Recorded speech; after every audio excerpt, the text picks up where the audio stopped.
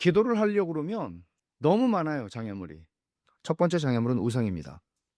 두 번째 장애물은 자기 길과 자기 생각을 버리는 거예요. 7절을 한번 보십시다. 악인은 그의 길을, 불의한 자는 그의 생각을 버리고 여호와께로 돌아오라. 그리하면 그가 긍휼히 여기시리라. 우리 하나님께로 돌아오라. 그가 너그럽게 용서하시리라. 자기 길과 자기 생각을 버리고 오라고 주님이 말씀하시는데 이 우상하고 상당히 비슷한 부분이 있어요. 하나님께 나가는 사람은 자기 길과 자기 생각을 내려놔야 돼요. 버려야 돼요. 자기가 추구하던 방향, 자기가 추구하고 살아가던 삶의 목적, 그리고 자기가 옳다고 여기던 생각 내려놔야 돼요. 우리는 살면 살수록 그게 많아져요.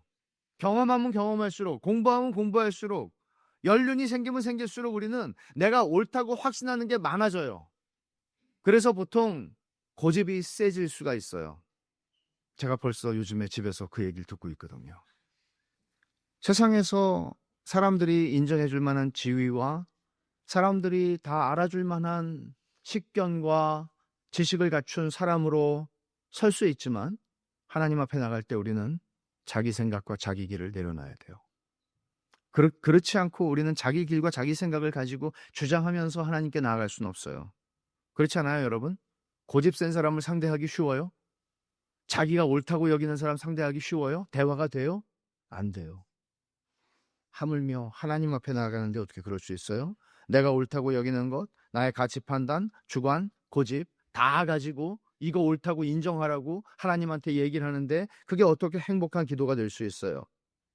자기 주장, 자기 뜻, 자기 생각이 가득해가지고 어떻게 하나님 앞에 나가요? 지난주에 우리가 살펴본 로마서 11장에 있는 그 송영, 우리가 어떻게 하나님의 의논 상대가 될 수 있어요? 우리가 어떻게 하나님 앞에서 대화 상대가 될 수 있어요? 우리는 하나님 앞에서 아무것도 아니에요. 하나님의 지혜와 지식은 너무나 부유하고 풍성해서 그 앞에서 우리들이 가진 것이란 아무것도 아니에요. 하나님 앞에서 우리는 아무것도 아니에요. 그걸 아는 사람이 그리스도인이에요. 영원하고 무한 불변하시는 하나님은 언제나 오르세요. 이게 예수 믿는 사람이 하나님을 향해 가진 생각이에요. 하나님은 언제나 오르세요. 하나님은 언제나 참되세요. 그러니까 하나님, 내 고집과 아집과 주장과 견해와 내 뜻과 내 생각을 고쳐주십시오. 사랑하는 주님, 나를 좀 고쳐주십시오. 여러분, 기도는 이렇게 가는 거 아니에요? 하나님, 내 생각을 좀 고쳐주세요. 내 생각이 하나님의 뜻과 맞고 내 뜻이 하나님의 생각과 맞을 수 있도록 내가 하나님과 일치된 인생의 목적과 내 생각이 하나님의 뜻과 온전하게 정렬된, 한방향으로 정렬된 그런 삶을 살아가기를 원하니 하나님, 제발 제 생각을 좀 고쳐주시고 제 마음을 뜯어 고쳐주시고 하나님의 뜻과 일치하는 마음과 생각과 뜻을 가지고 살아갈 수 있도록 하나님, 나를 고쳐주십시오. 이게 기도죠. 그래서 기도는 좀 듣는 게 필요해요.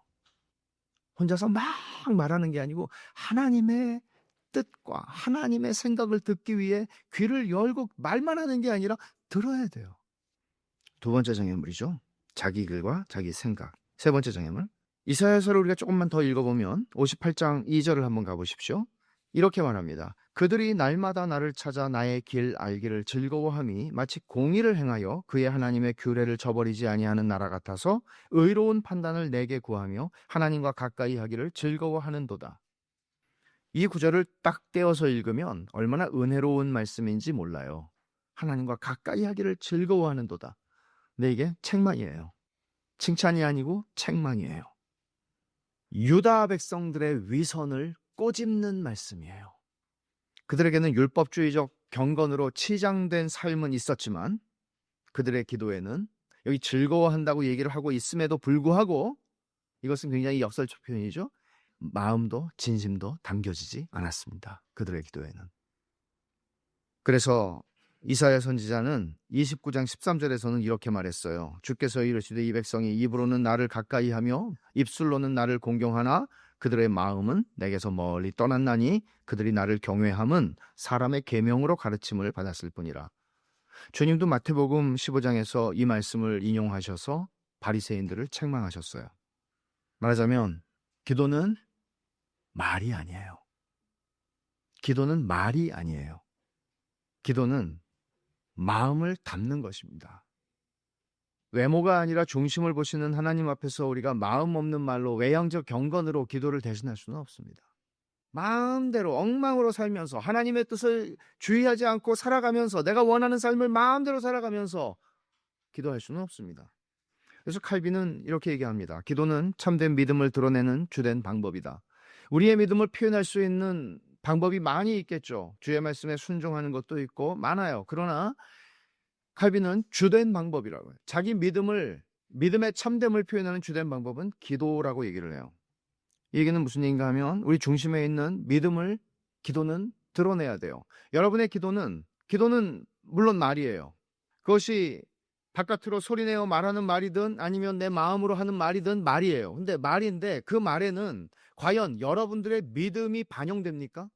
여러분들이 하나님께 기도를 드리실 때에 여러분들의 기도의 언어 속에는 여러분들의 속 안에, 여러분들의 심령 안에 있는 믿음이 반영이 되고 있나요? 어떤 방식으로요? 만약에 우리 기도가 습관화되고 익숙해지기 시작하면은 그게 굉장히 위험해요. 청산유수같이 우리가 기도할 수 있지만 그게 우리의 믿음이 담겨낸 언어, 믿음이 담겨낸 단어, 믿음이 담겨진 문장이 아니고 믿음이 담겨진 게 아니면 그건 굉장히 위험해요. 신앙이 아니고 종교적인 삶이 되는 것이죠. 청교도의 황태자라고 일컬어지는 존 오웬이 한 말인데 굉장히 주의 깊게 들을 필요가 있는 말이에요. 들어보세요. 마음에 담은 애정이 기도로 표출되지 않으면 성품이 변해서 그리스도처럼 자라가는 역사는 절대 일어나지 않는다.